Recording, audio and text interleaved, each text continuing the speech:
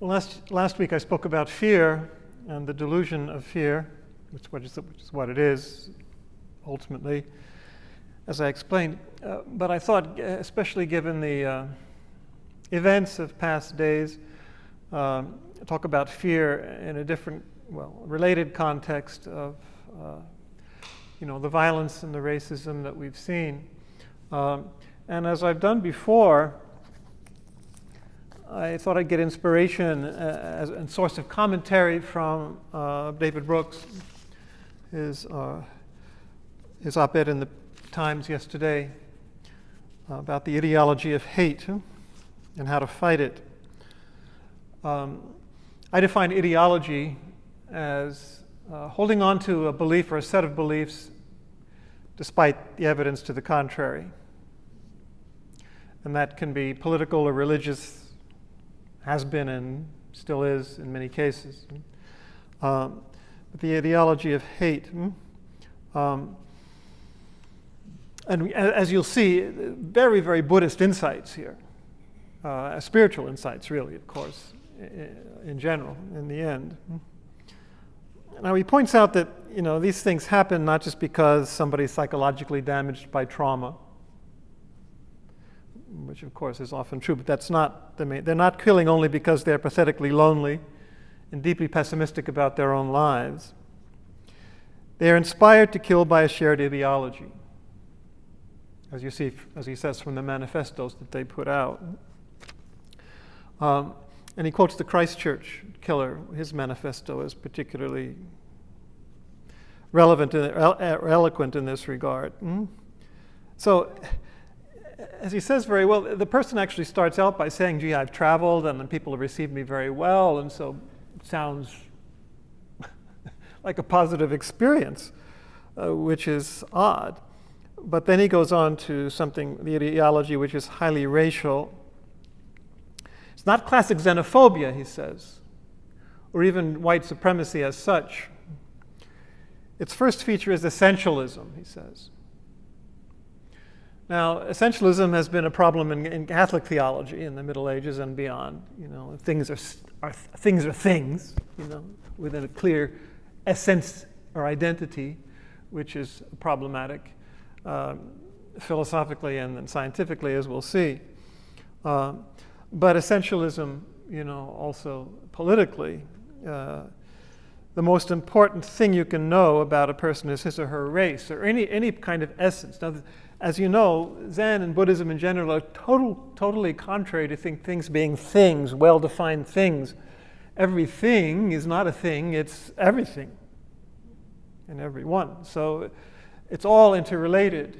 And of course, modern science affirms this very clearly. But spirituality of whatever type affirms this as well. If you're like, it's what Paul says about we're all, we're not slave or free, Jew or Gentile, we are one in Christ. It's all the body of Christ, another way of looking at it. But it's all, there's no essence. It's all just existence. And it's existence itself, which we all are. So that's the primary error. And then, of course, the most important thing you can know is his or her race. So that's what the essence is for them here. And for many, including that's where we all start in our egoism. Oh, how am I different? How am I character? How am I defined? How am I limited? What's my essence? And it can be more or less superficial as it is with race. A white sees the world as white, etc. Identity is racial. Well, it's not. Our identity is not racial. Our superficial identity can be racial or sexual, whatever kind it be, but our identity, our deepest self, our true self is not that. It's beyond all that and inclusive of everything. So the second feature, he says, besides essentialism, is separatism. Well, there you go. Nothing is separate. But of course, for the ego and for any type of ideology, we are separate from the others, And races are healthy when they're pure and undiluted. Yeah, right. That's the pure Nazism, racism, all the kind of nonsense. The world is healthy when people of different races live apart. So the globalism is a big threat. Immigration is a big threat because it tends to mix, which of course is what we're terrified of. The world is diseased when races mix. He says, this is the terrorist now quoting, I'm against race mixing because it destroys genetic diversity. I thought it was the opposite. The genetic diversity is when they mix, and you get all sorts of things, that creates identity problems. Well, if you want an identity problem, just say, I'm this and only this. I'm Catholic, or I'm white, or I'm whatever. That's an identity problem. Your true identity is so much more than that. The third feature is racial Darwinism. All right, this is where the Darwinism comes in very well. Sister Elizabeth Johnson, as I've pointed out many times before, in her book on Darwin, Darwin and the God of Love, points out very strongly. She studied Darwin very in detail, and says this notion of survival of the fittest is not even found in Darwin.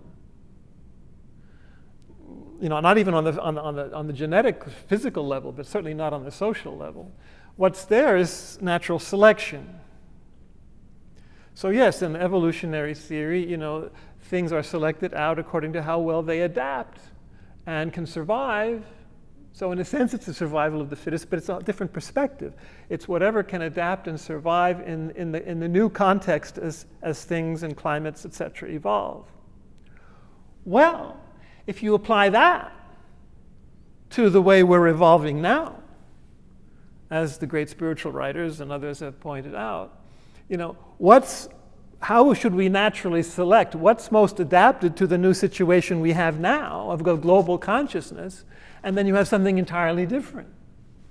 So if you want to talk about social Darwinism, that's where we are. Evolution leading to a globalization and a deeper and deeper realization that we're all one and coming together,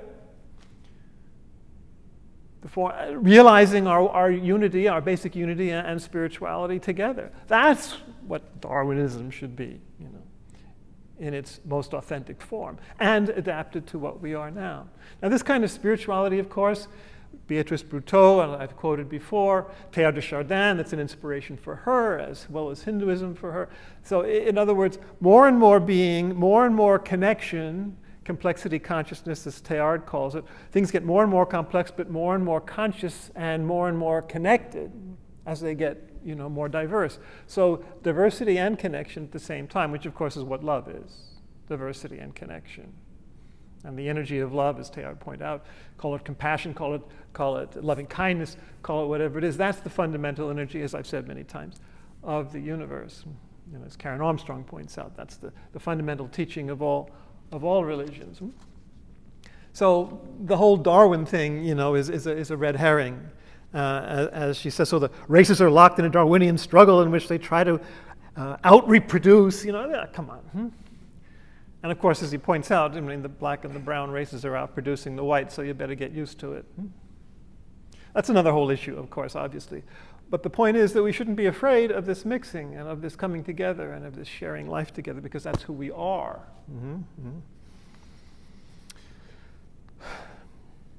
Higher fertility rates, yes, and all of that. So we'll be overwhelmed if we allow all these people in. Well, I hope you'll be overwhelmed. Yeah, you should be overwhelmed by all this wonderful diversity and richness that's coming. Shouldn't be overwhelmed by the way the Native Americans were overwhelmed. That's not diversity. That's true, the point that's made there. So immigration is white replacement, immigration is white genocide. No. You're looking at it the whole wrong way, because you're not just your race. On the contrary, you're everyone.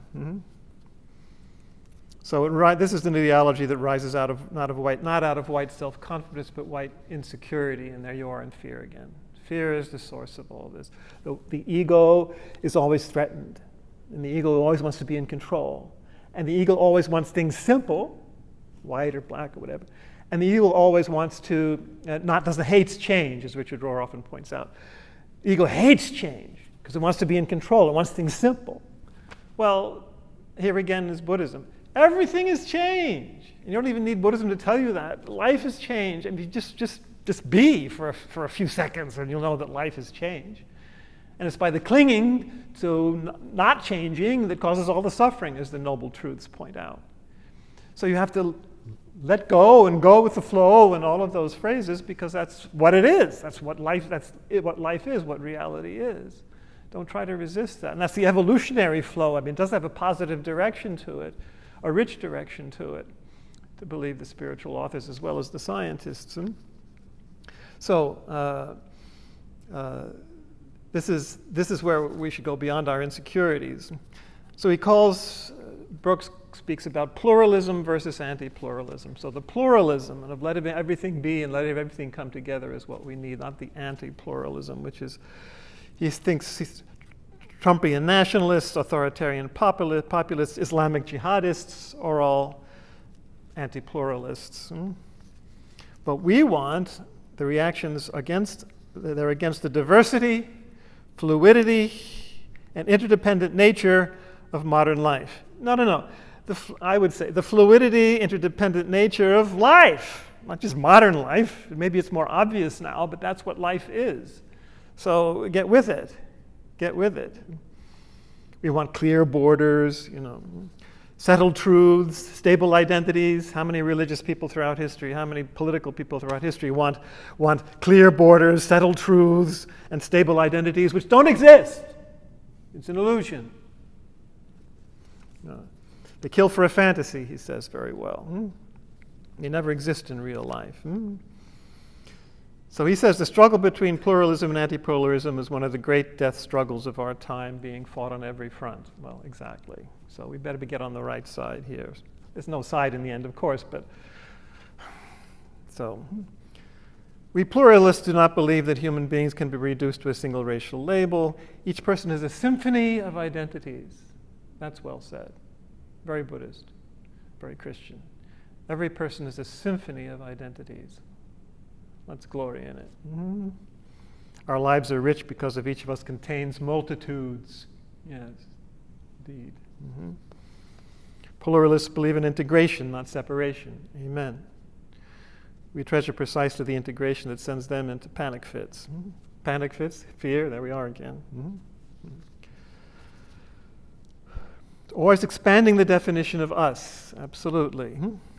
He mentions how Protestants and Catholics and Jews became Judeo-Christians, So we're all coming together, more.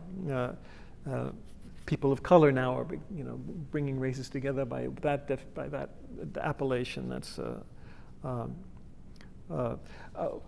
the spiritual level. I would point out that interspiritual is a word coined 30, 40 years ago by Wayne Teasdale, a Catholic brother, now being used more and more to speak about our situation now and the theology, etc. But the interspirituality is what we should be opening ourselves up more and more to. So we define and renew ourselves through encounter, our culture. A pure culture is a dead culture, he submits. Think about that. A pure culture is a dead culture, while an amalgam culture is a creative culture.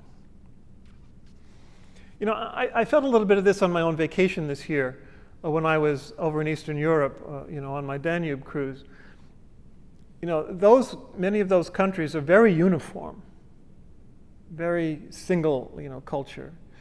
Of course, they've dealt with many centuries of, and still are, no doubt, dealing with Muslim immigration or Muslim, as they would say, invasion sometimes. Sometimes there was invasion in the history of. But I think I saw in my whole 2 weeks maybe 3 black people.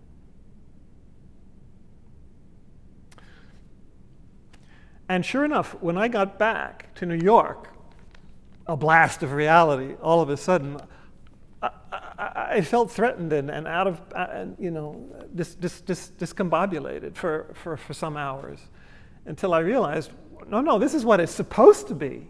This is where we're going. This is what we're talking about now. So I can understand. We can all understand the instinct. It would be so much easier if we were just one race, or if we were just one culture, or if we were just one nation, and that was. But it's not real, and it's not natural selection for where we're going now on the planet in terms of evolution, even scientifically and biologically, but certainly psychologically and spiritually. So get with it, get out of the fear and the complacency and the arrogance, Finally, and this is well said, pluralism is the adventure of life. Are you going to go on the adventure or not? Right? It's not just having diverse people that coexist in one place, he says, it's going out and getting into each other's lives. Exactly. It's a constant dialogue that has no end, indeed, because there's no single answer to how we should live. Tell the religions that. Tell political systems that, including our own. There's no one single way in which we should live. No single answer to how we should live. Then he uses the image of a spiral in a pluralistic society. That's a common image today, Ken Wilber and others. Weavers, the Native American thing, weaving life together, another image. Change, fluidity, movement, all the way down, he says. The terrorists dream of a pure, static world. The only thing that's static is death, which is why they're so pathologically drawn to death. That's an interesting insight. I won't comment, but you can think about that. Pluralism is about movement, interdependence, and life. The Dalai Lama could be saying this. Pluralism is about movement, interdependence, life. The struggle ahead is about competing values. Pluralism thrives when we name what the terrorists hate and live it out. And I've just been going through this beautiful compendium from the Festival of Faiths this past April in Louisville with some wonderful quotes. And it fits very well with what we were saying. A quote from Fritjof Capra. Do you know his famous book, The Tao of Physics? Came out 45 years ago, and is quoted here again. He's an Austrian. And he makes the point that has been made many, many times since by both scientists and spiritual writers, that modern physics confirms Buddhism. Even the book on the table back there by Robert Wright is talking about that same basic thing from a more psychological point of view. But listen to this. This fits very well with what we're saying. The inner fragmentation of man's, quotes, mirrors his view of the world outside, which is seen as a multitude of separate objects. The natural environment is treated as if it consisted of separate parts to be exploited, right? It's not us. It's something out there to be exploited by different interest groups. The fragmented view is further extended to society, which is split into different nations, races, religious and political groups. Well, exactly.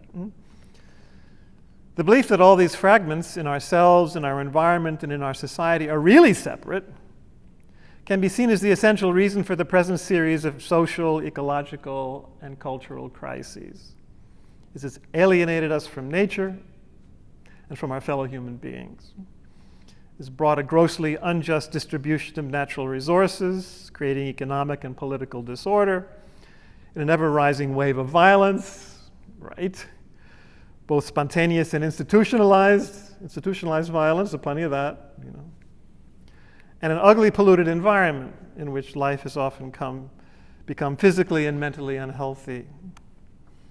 And then the last section of the article here. Eastern thought, and more generally mystical thought, provide a consistent and relevant philosophical background to the theories of contemporary science. A conception of the world in which our scientific discoveries can be in perfect harmony with its spiritual aims and beliefs, religious beliefs. The two basic themes of this conception are the unity and interrelation of all phenomena, as we've just been saying, and the intrinsically dynamic nature of the universe. Everything is not only change, but evolutionary change. It's moving, in a clear direction. You have to be naturally selected for, as we've been saying. The further we penetrate into the submicroscopic world, the more we realize how the modern physicist, like the Eastern mystic, has to come to see the world as a system of inseparable, interacting, and ever-moving components, with us being an integral part of this system. Well, I would go even further and say, with us being the system, us being it. Everything is everything, holographically, as science and religion hopefully get us to see. Hopefully those reflections are helpful. Any immediate comments or qualifications or elaborations?